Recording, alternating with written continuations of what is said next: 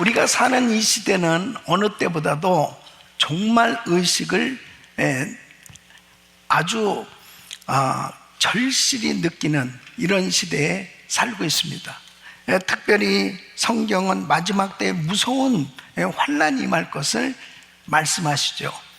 그리고 예수님께서는 마지막 때의 징조를 여러 가지로 말씀하셨는데, 거짓 선지자가 출현하고 전쟁과 지진과 기근과 그리고 사람들의 그 분열, 사랑이 식어지는 이러한 여러 가지 사회의 형태를 말씀하셨습니다.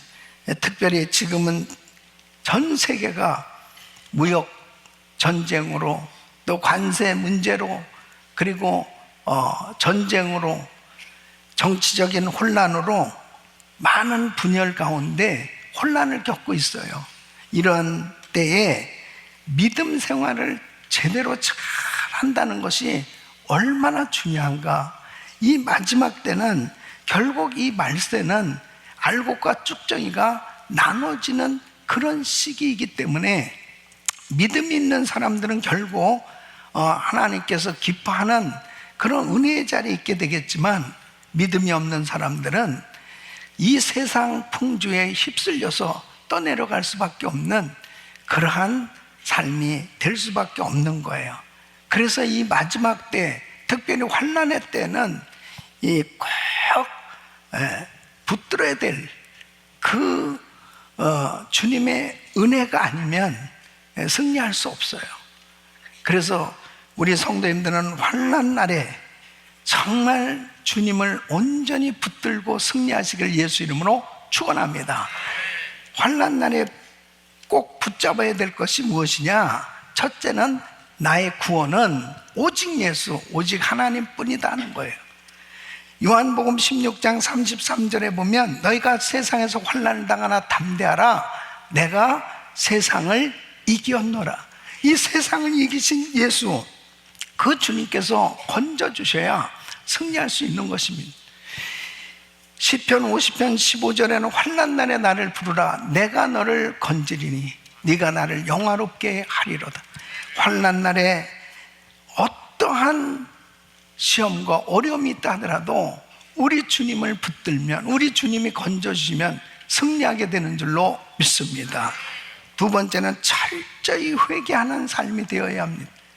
여러분, 역대하 7장 13절로 14절에 보면, 혹 내가 하늘을 닫고 비를 내리지 아니하거나, 혹 메뚜기로 토산을 먹게 하거나, 혹 연병으로 내 백성 가운데 유행하게 할 때에 내 이름으로 일컫는 내 백성이 그 악한 길에서 떠나 스스로 겸비하고 기도하여 내 얼굴을 구하면 내가 하늘에서 듣고 그 죄를 사하고 그 땅을 고칠지라.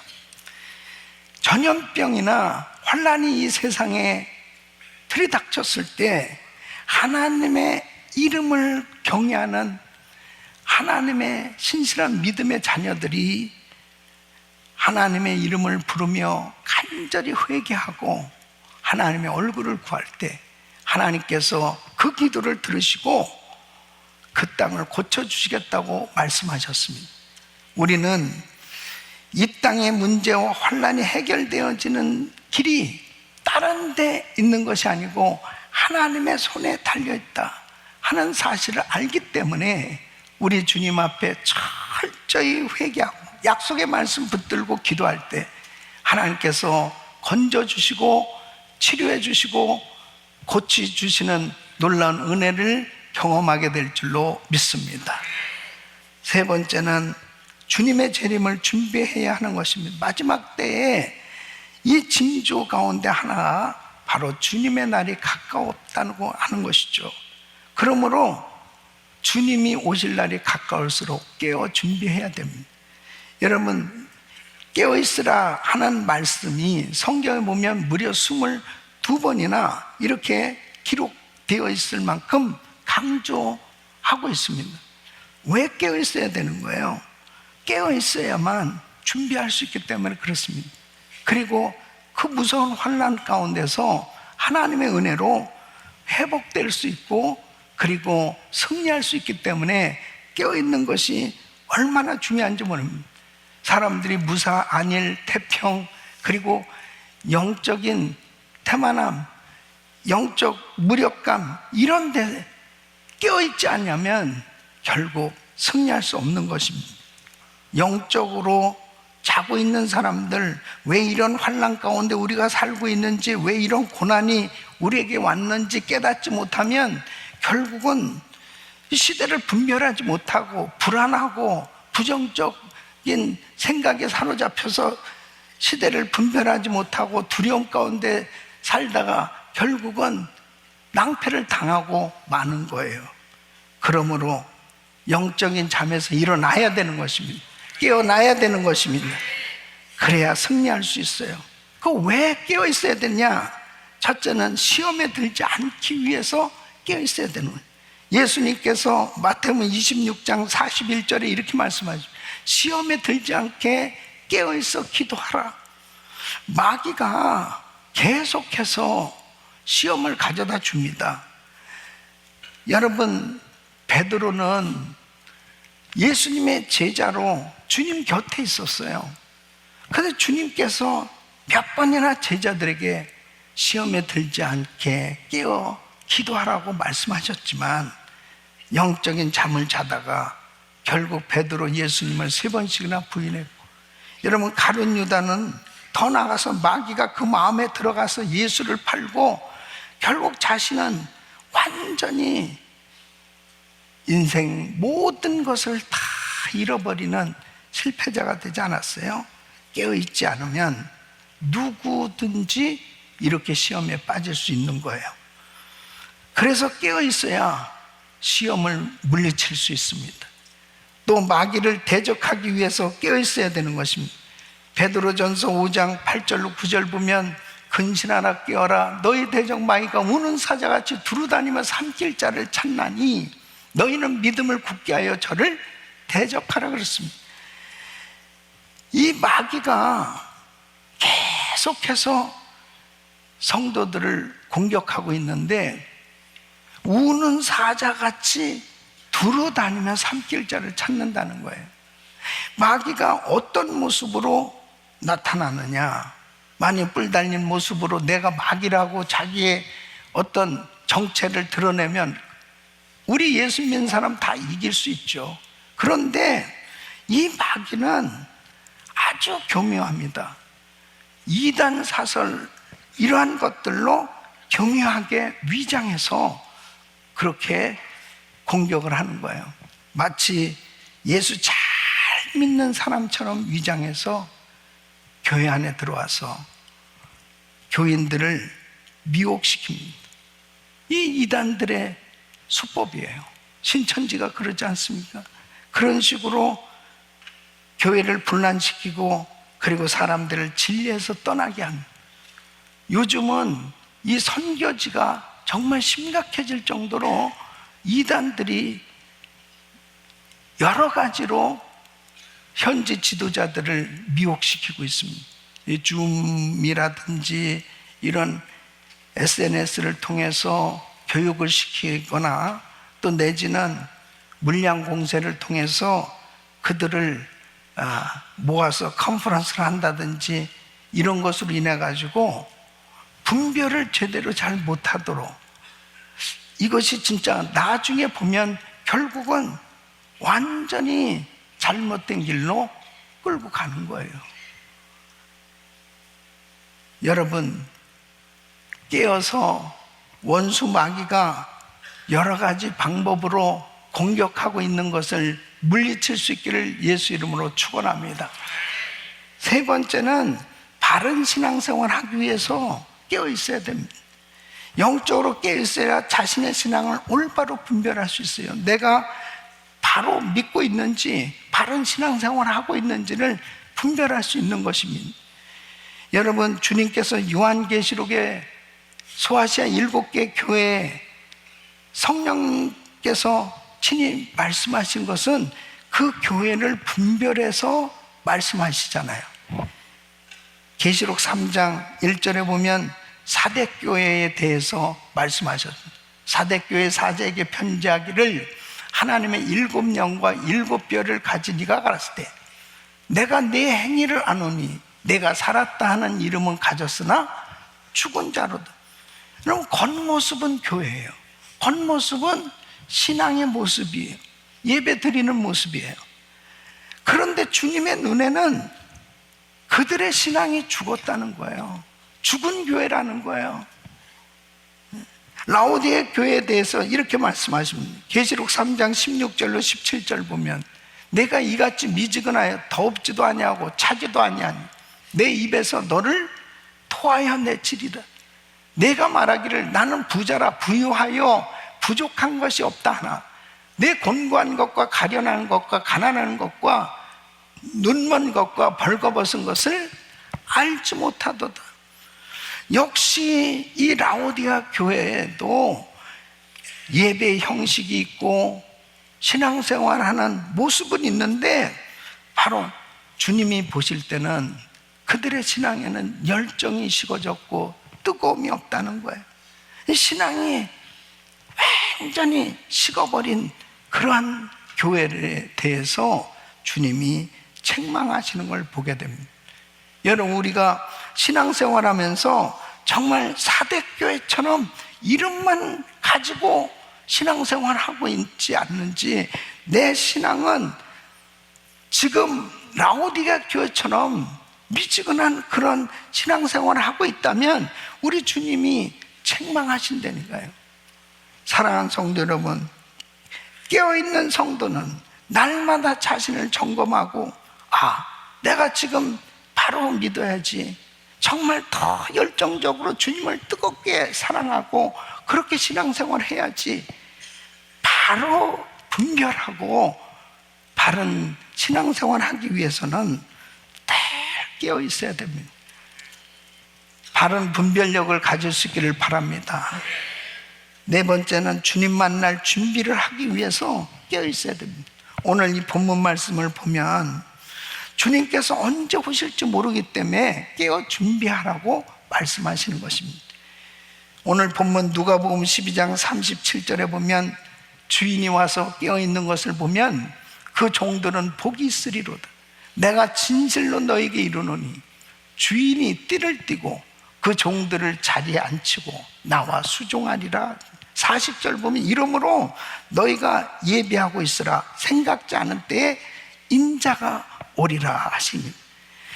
주님 오실 날이 가까울수록 깨어 주님을 맞이할 준비를 하는 사람이 참으로 지혜로운 사람입니다.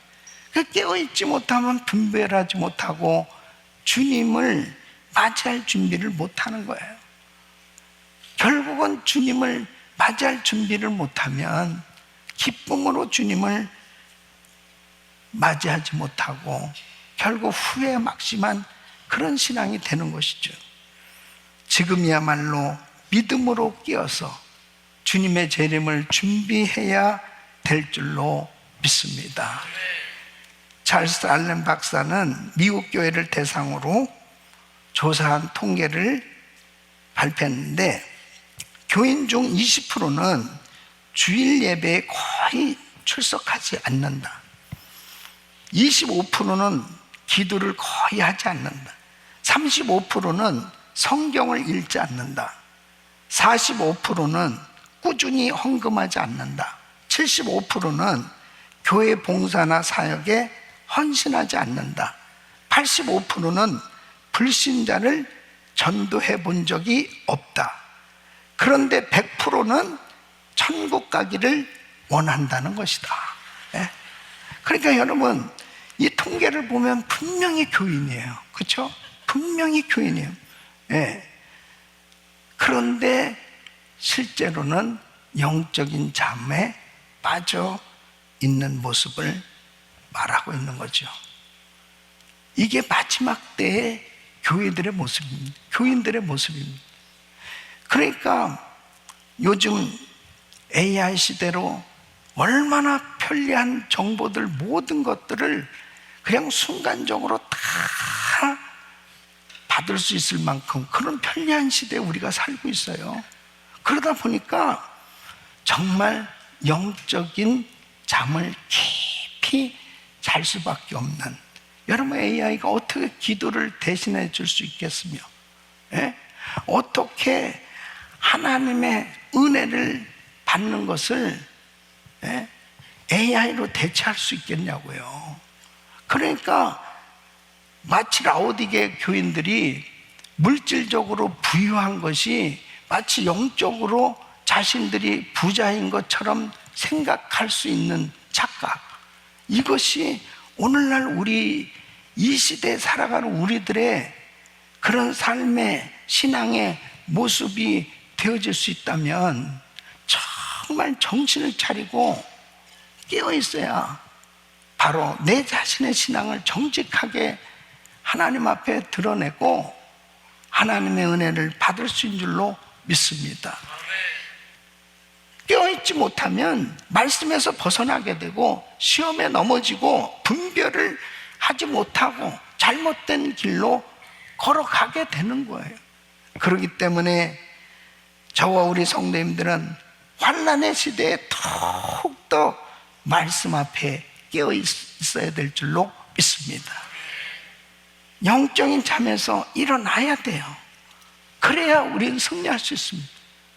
조금만 기도하던 것들이 응답되어지고 환경이 좀 나아지고 뭔가 살만하게 되면 이 자꾸 영적인 잠에 빠지는 거예요.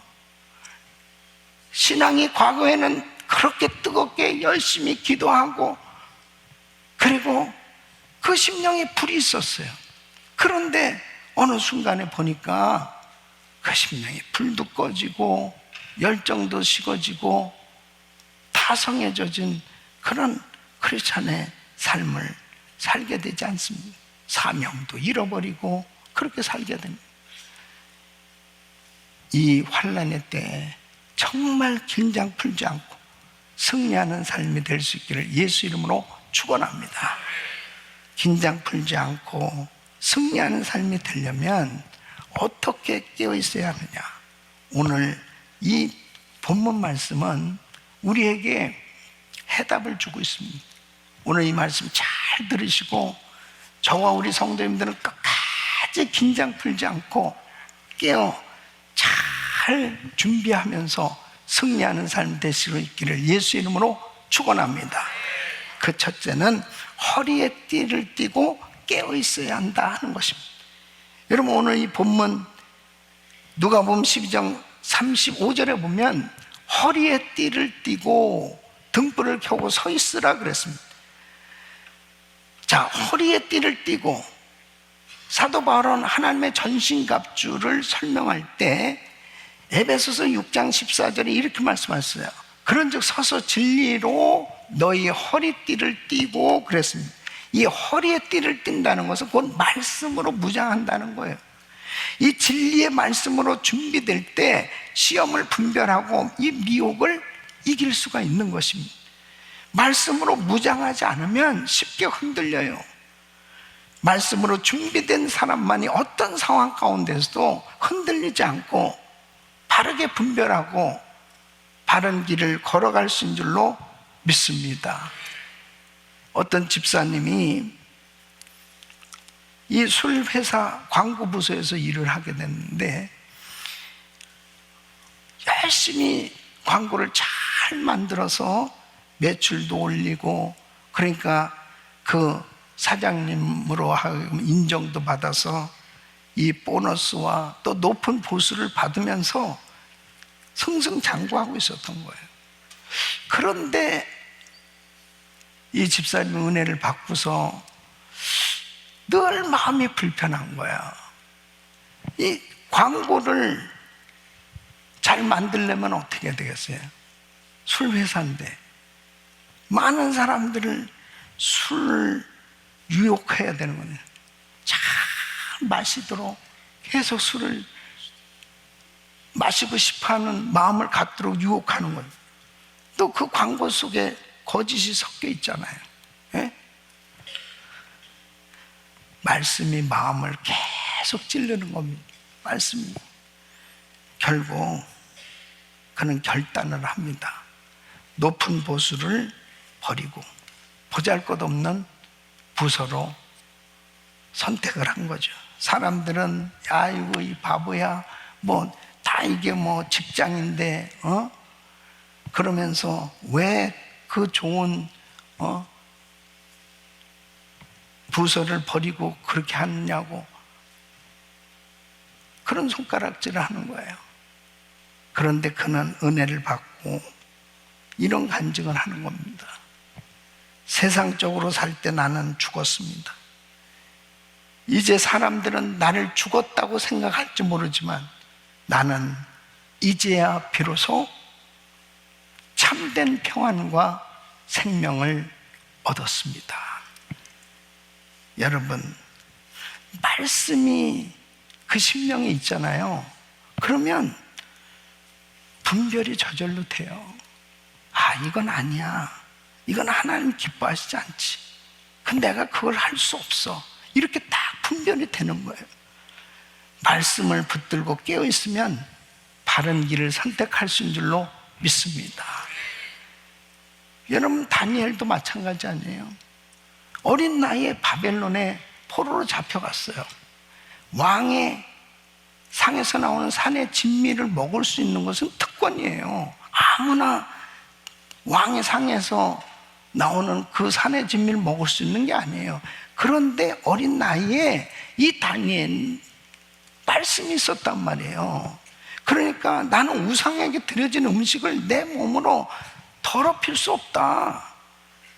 그러면서 물과 채소만 먹으면서 자기를 지키겠다는 거예요.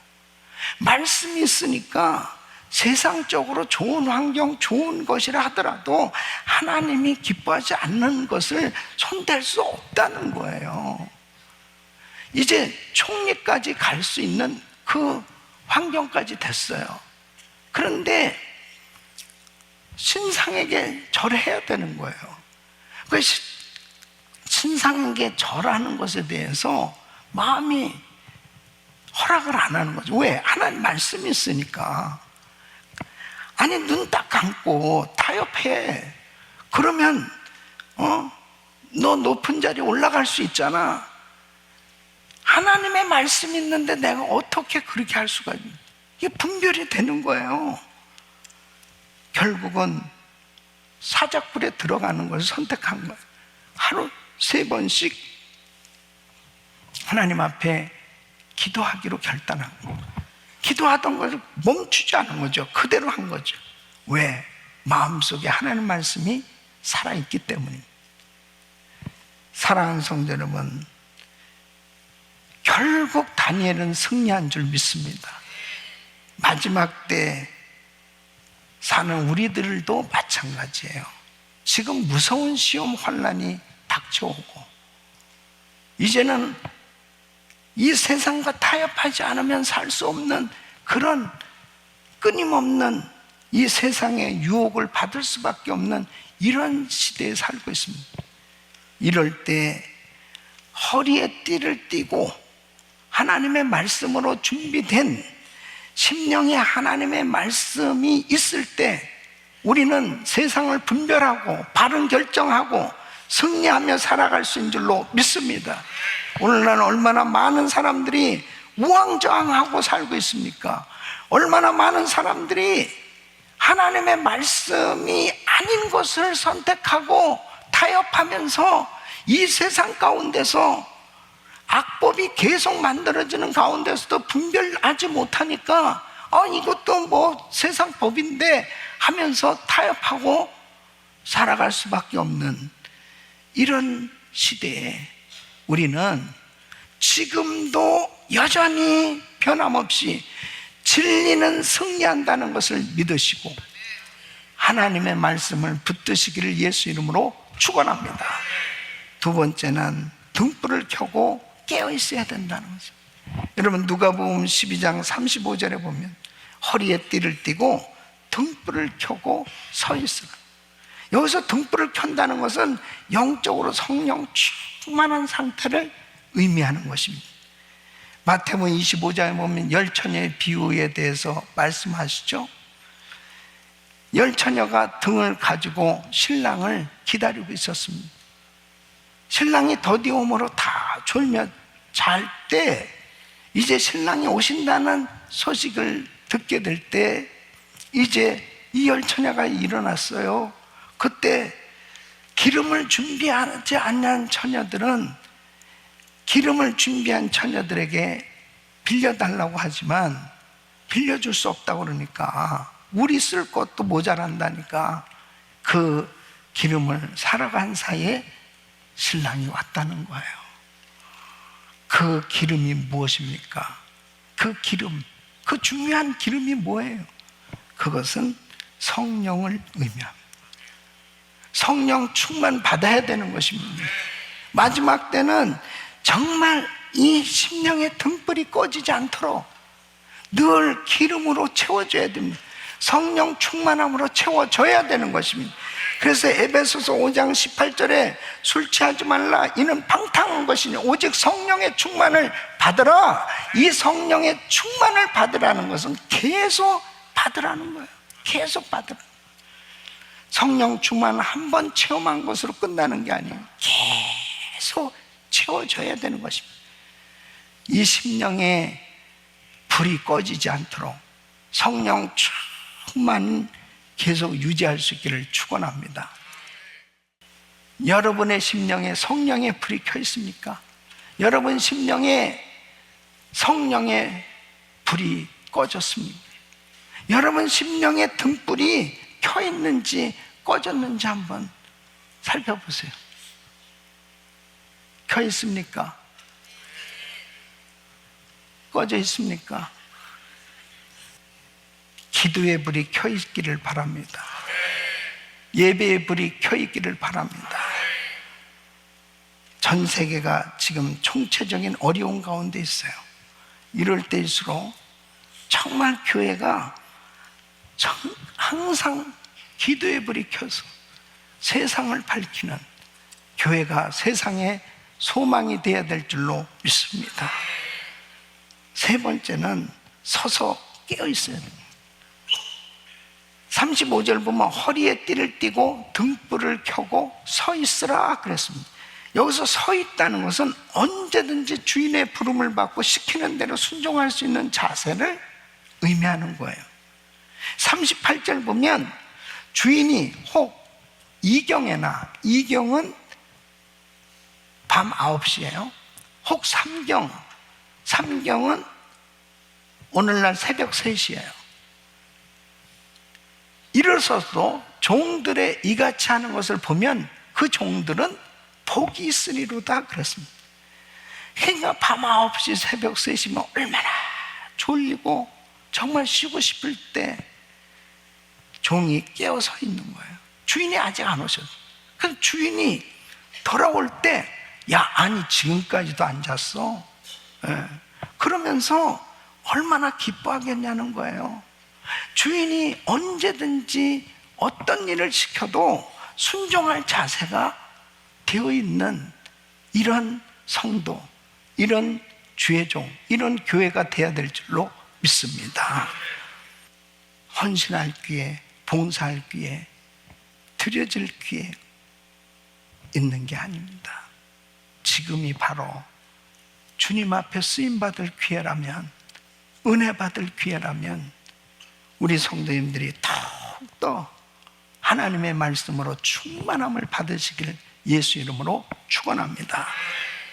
믿음으로 일어나야 돼요. 믿음으로 깨어 기도해야 됩니다.